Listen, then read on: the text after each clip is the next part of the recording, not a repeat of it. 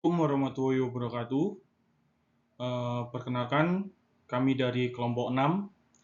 Di sini kami akan mempresentasikan materi tentang pertumbuhan ekonomi dan perdagangan internasional.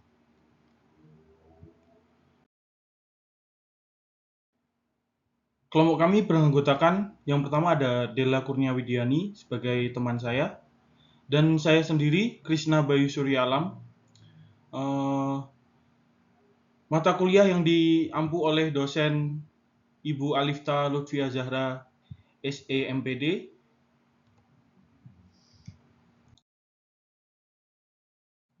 Ya, yang pertama saya akan menjelaskan latar belakang tentang materi yang saya ambil.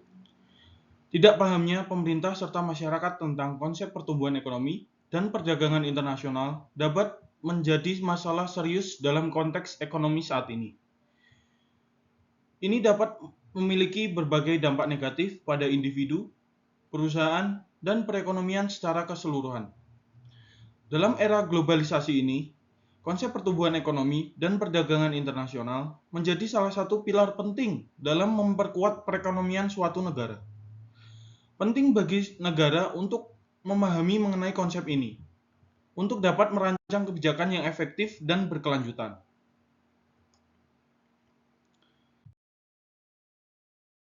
Lalu rumusan masalah yang kami ambil, yaitu yang pertama ada apa pengertian dari pertumbuhan ekonomi, lalu ada yang kedua, apa saja pertumbuhan faktor produksi, yang ketiga, apa saja kemajuan teknis dalam pertumbuhan ekonomi.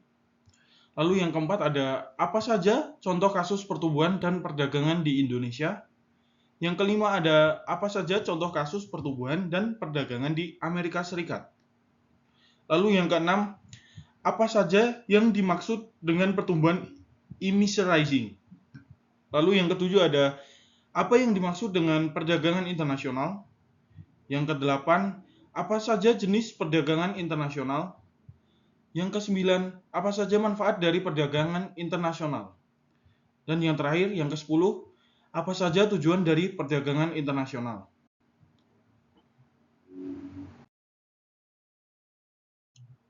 Baik, yang pertama saya akan membahas tentang pengertian pertumbuhan ekonomi. Sebelumnya, apakah kalian ada yang mengetahui apa sih yang dimaksud dengan pertumbuhan ekonomi? Jadi, menurut Sukirno dalam Sukirno 2019, pertumbuhan ekonomi berarti perkembangan kegiatan dalam perekonomian yang menyebabkan barang dan jasa yang diproduksinya dalam masyarakat bertambah dan kemakmuran masyarakat meningkat.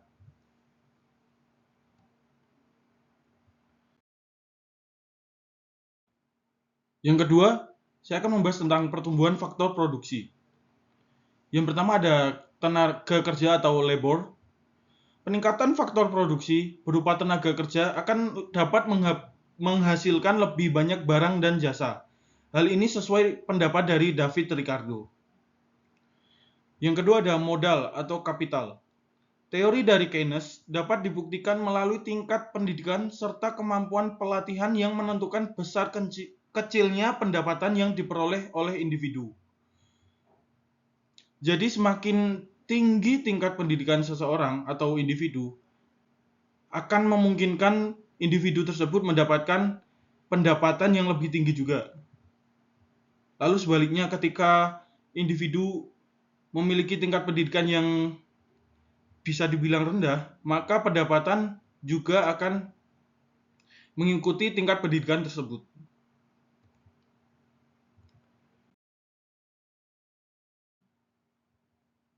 Yang ketiga ada teknologi. Robert Solow dikenal atas model pertumbuhan ekonomi Solow yang menggambarkan bagaimana teknologi dan inovasi berperan dalam pertumbuhan ekonomi jangka panjang. Jadi tidak dapat dipungkiri saat ini manusia tidak dapat lepas dari adanya teknologi. Jadi semakin berkembangnya teknologi maka pertumbuhan ekonomi dapat mengikuti pertumbuhan teknologi juga. Yang keempat ada modal manusia atau human capital. Menurut Gary Becker, memperkenalkan konsep modal manusia yang mengacu pada investasi dalam pendidikan, pelatihan, dan kesehatan masyarakat sebagai faktor penting dalam pertumbuhan ekonomi.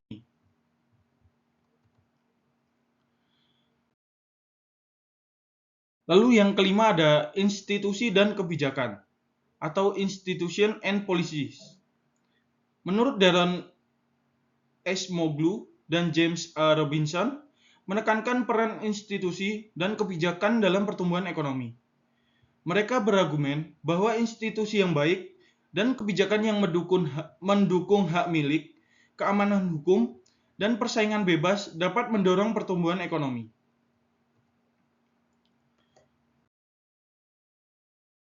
Baik, berikutnya saya akan membahas tentang kemajuan teknis pertumbuhan ekonomi. Kemajuan teknis pertumbuhan ekonomi di sini ada yang pertama ada peningkatan produktivitas, yang kedua ada pengurangan biaya produksi, yang ketiga ada inovasi produk dan layanan, yang keempat ada peningkatan kualitas hidup, yang kelima ada penciptaan lapangan kerja, keenam ada peningkatan daya saing, dan yang terakhir ketujuh ada peningkatan kapasitas produksi.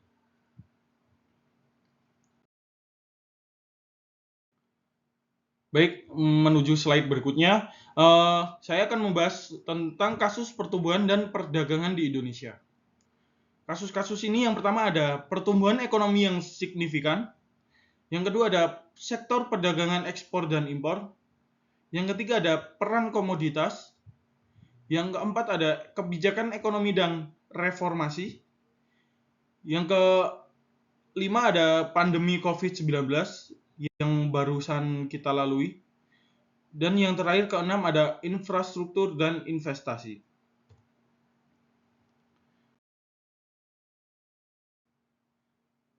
Lalu yang berikutnya kita akan membahas tentang kasus pertumbuhan dan perdagangan di Amerika Serikat. Amerika Serikat sendiri dikenal sebagai negara yang sudah sangat maju dalam sektor perekonomian dunia. Yang pertama ada pertumbuhan ekonomi yang stabil, tentu saja. Lalu yang kedua ada konsumsi konsumen yang kuat. Bisa dilihat daya beli masyarakat di Amerika Serikat yang sangat tinggi. Lalu yang ketiga ada perdagangan internasional yang besar. Karena Amerika Serikat menguasai perdagangan internasional dunia. Lalu yang keempat, peran teknologi dan inovasi. Yang kelima ada pasar modal yang kuat. Yang keenam ada kebijakan fiskal moneter. Yang ketujuh ada pandemi COVID-19. Lalu yang ke-8 ada ketergantungan pada pasar global. Lalu yang terakhir ke-9 ada perubahan kebijakan perdagangan.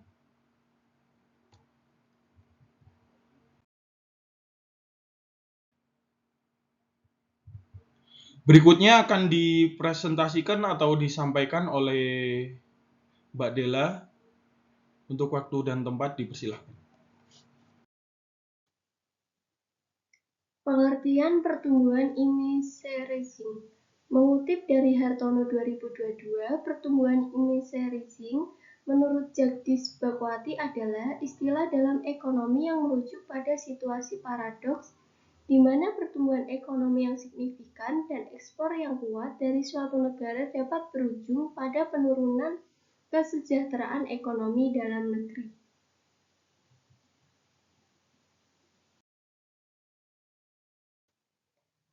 Faktor-faktor penyebab pertumbuhan image rising ada 3 faktor, yaitu yang pertama, penurunan harga ekspor. Ketika negara meningkatkan produksi dan ekspor komoditas tertentu, peningkatan penawaran di pasar global dapat menyebabkan penurunan harga komoditas tersebut.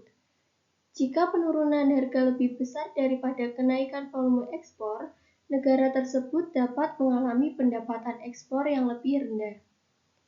Yang kedua, permintaan elastis terhadap ekspor, yaitu jika permintaan global terhadap ekspor suatu negara sangat elastis atau responsif terhadap perubahan harga, maka peningkatan produksi dan ekspor mungkin tidak mengimbangi penurunan harga yang cukup besar. Akibatnya, nilai ekspor bersih atau ekspor dikurangi impor dapat menurun. Dan yang ketiga, devaluasi mata uang. Devaluasi mata uang nasional dapat mendorong ekspor. Tetapi jika devaluasi tersebut berujung pada inflasi atau peningkatan biaya impor yang signifikan, maka manfaatnya mungkin terhapus.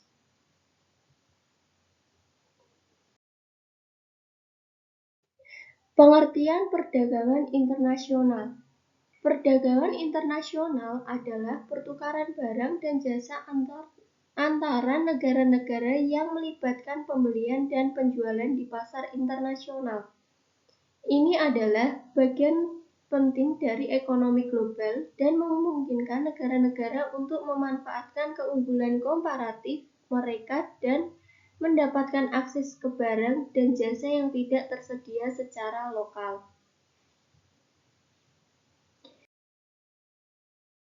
Jenis-jenis perdagangan internasional. Ada 4 jenis diantaranya. Yang pertama, ekspor. Ekspor merupakan kegiatan penjualan barang atau jasa dari dalam negeri menuju ke luar negeri.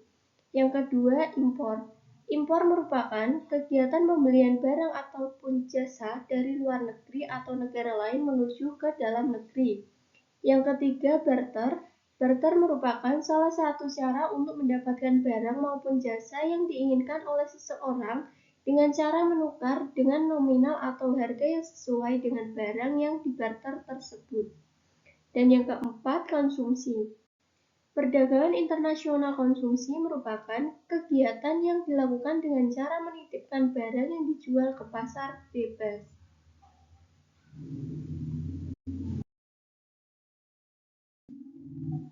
Manfaat perdagangan internasional. Yang pertama, terbentuknya hubungan persahabatan antar negara. Yang kedua, menciptakan efisiensi dan spesialisasi. Yang ketiga, meningkatkan kemakmuran negara. Keempat, berkurangnya pengangguran. Kelima, transfer ilmu pengetahuan dan teknologi. Dan yang terakhir, menstabilkan harga.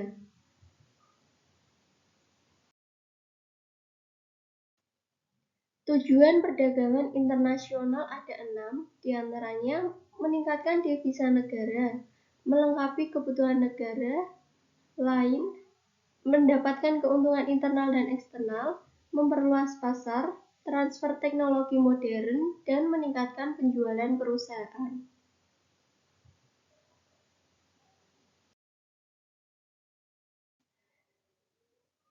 Dari presentasi makalah ini dapat kami simpulkan dan saran, yaitu kesimpulannya, pemahaman yang mendalam tentang konsep-konsep ini sangat penting dalam ilmu ekonomi dan kebijakan ekonomi.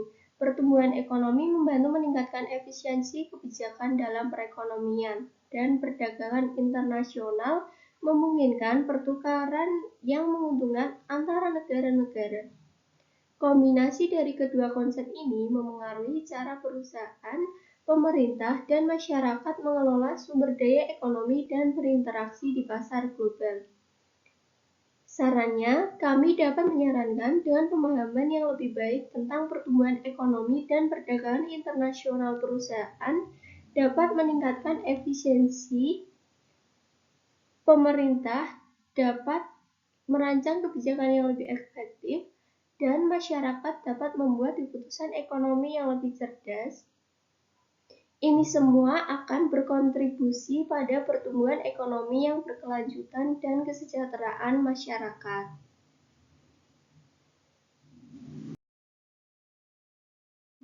Terima kasih. Sekian presentasi dari kelompok kami. Apabila ada salah kata, kami mohon maaf. Semoga bermanfaat. Wabillahi taufiq wal hidayah. Wassalamualaikum warahmatullahi wabarakatuh.